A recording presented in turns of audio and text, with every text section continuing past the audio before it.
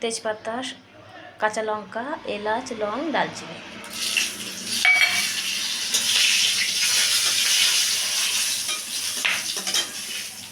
এই তেলের মধ্যে দিয়ে দেবো পেঁয়াজ।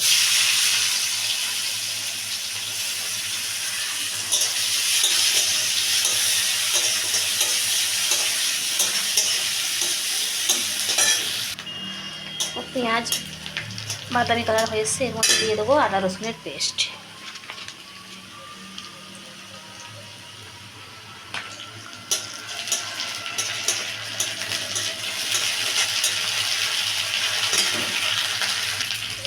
এবার দিয়ে দেবো টমেটো কুচি।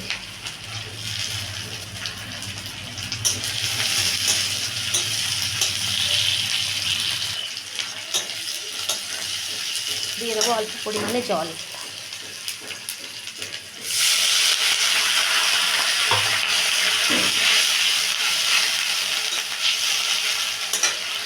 দেখো জলটা ফুটে উঠেছে, এবার দিয়ে দেবো মশলা।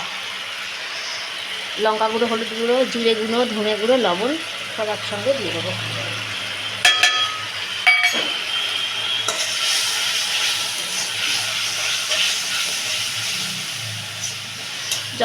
ততক্ষণ পর্যন্ত নাড়তে থাকবো যতক্ষণ না মশলা থেকে তেল ছাড়বে। মশলা থেকে তেল ছেড়ে দিয়েছে, নেড়ে দেবো। এবার দিয়ে দেবো ভেজে রাখা ডিমগুলো।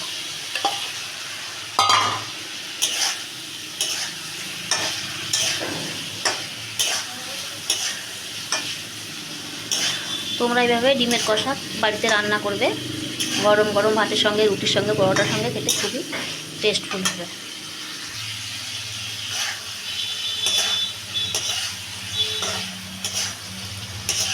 ডিমটা আমার কষানো হয়ে গেছে, এবার দিয়ে দেবো জল।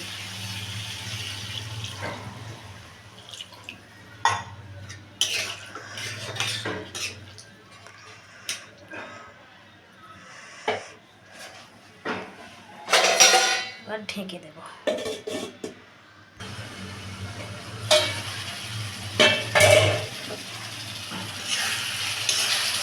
ডিম কষা হয়ে গিয়েছে, উপর থেকে ছড়িয়ে দেবো গরম মশলা।